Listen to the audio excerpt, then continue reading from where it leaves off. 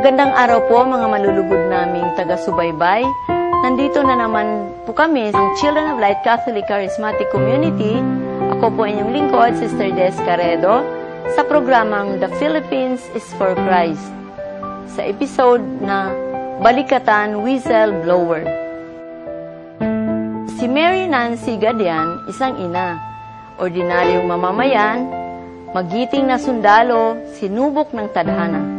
Matapos siyang lumabas sa media at isiwalat ang kontrobersyal na pundo ng balikatan exercise.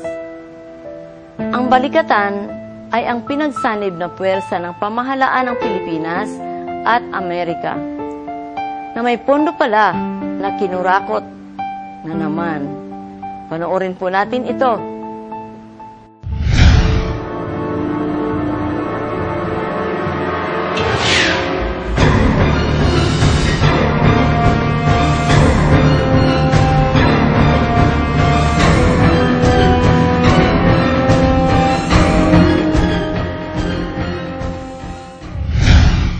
Labing-dalawa po kami magkapatid. Ang aming po mga magulang ay dating empleyado ng Dole Philippines. Ako po ay pang-anim sa 12. Ako po ay may 2 anak, isang lalaki at isang babae. Nagtapos din po ako ng aking edukasyon sa isang maritime school doon sa General Santos City.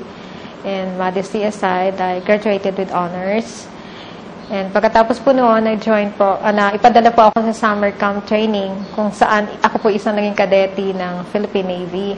And sa kabuuan po ng training namin sa Mindanao area, sa blessing po ng Diyos, nag-graduate po ako na number 2 out of 100 cadets.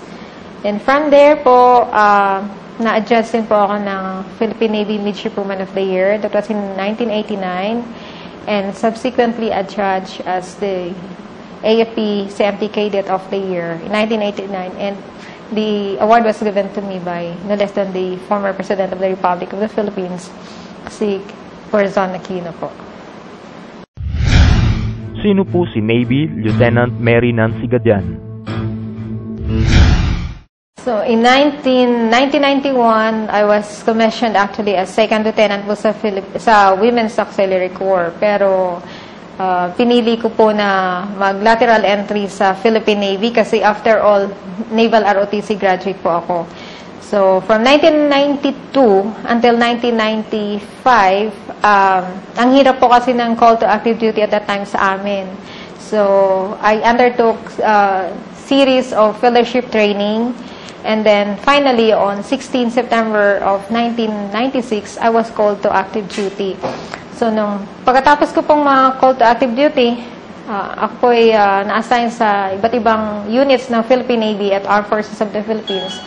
And for me to qualify as naval officer, ako po'y nag-aral sa Naval Education and Training Command ng mahigit 1 taon para po ako ma-qualified talaga na matatawag na Navy officer. So, nung ako po'y nagtapos, medyo nagtapos din po tayong may karangalan, and I graduated number 1 out of 25 officers. So from there, napunta po ako sa iba't ibang units, pero I spent most of my career time sa Mindanao. Bakit po kayo naging kontrobersyal? Controversial siguro in the sense na I made an expose over the Balikatan issue. Ang dami po kasing aspeto na dapat ko ring i-considered why at kailangan ko i-expose ito. Una-una po, ano po ang maging implikasyon nito sa buhay namin. Particularly sa isang katulad ko na single parent, and I have 2 kids. And ang laki po ng pamilya namin. Pangalawa po, sa tagal ko po sa service, I spent almost 15 years in active service. Palagi ko na lang pong nakikita na may kakulangan o may pagkukulang o may mga pangyayaring hindi dapat na taliwas sa mandato or mandate ng isang ordinaryong sundalo or ng Armed Forces of the Philippines. So, marami akong naging basihan. Pangatlo, madalas po akong ma-assign doon sa area. So, ano po itong area na ito? Ito po yung sa Mindanao. Di po ba yung Mindanao ay doon ang sinasabi nilang that's where the action is. So, hindi lang po usaping pang humanitarian civic assistance projects ang aking ginagampanan, but meron din po akong tinatawag na moral obligations doon sa aming mga sundalo. Ano ang irregularidad sa Balikatan exercise? Ang Balikatan, para po sa kalaman ng lahat, ang Balikatan exercise is, ito yung po yung activity na nakapaloob doon sa Visiting Forces Agreement. So, ang Balikatan exercise ay isang activity wherein may participation po yung ating mga sundalo ng Republika ng Pilipinas at ng United States of America. Ang Balikatan ay meron pong tinatawag na organizational structure, at ito po ay pinamumunuan ng exercise co-directors na manggagaling sa hanay ng Armed Forces of the Philippines at ng United States of America. So, meron pong mga component kung ano po ang nakapaloob dito. Noong 2002, kasi ako po'y napabilang din sa isang planner noong 2002, ang Balikatan 2002 at that time consists of ang daming mga components. Meron kaming tinatawag na STAFEX or Staff Exercise, Planning Exercise. Meron din pong tinatawag na close training exercises, yung pagsasanay between the U.S. troops and the Philippine troops. And humanitarian civic assistance projects. So, ang dami niyo pong components. But, 2007, dalawa lang po ang main event ng 2007 Balikatan.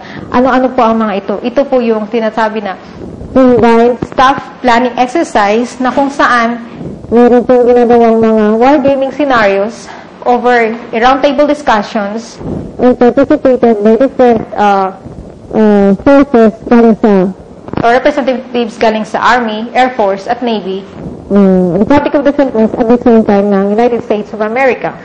Balikatan exercises po, ito yung activity which fall under the umbrella of the Visiting Forces Agreement. So, yung Balikatan exercises is a Tagalog term, yun nakakalimutan. Tagalog term which means shoulder to shoulder. So, ibig sabihin, merong combined and joint forces. Combined po kasi dalawang nasyon ang nagpa-participate. Joint po dahil more than 3 po na services ang nagpa-participate dito. Merong Army, Air Force, and the Philippine Navy. So, ang Balikatan exercise po ay distinct and separate activity. No? And GH co-directed activity po ito siya. And then meron under the leadership of an exercise co-directors na magagaling sa hanay ng Armed Forces of the Philippines at saka ng United States of America. So,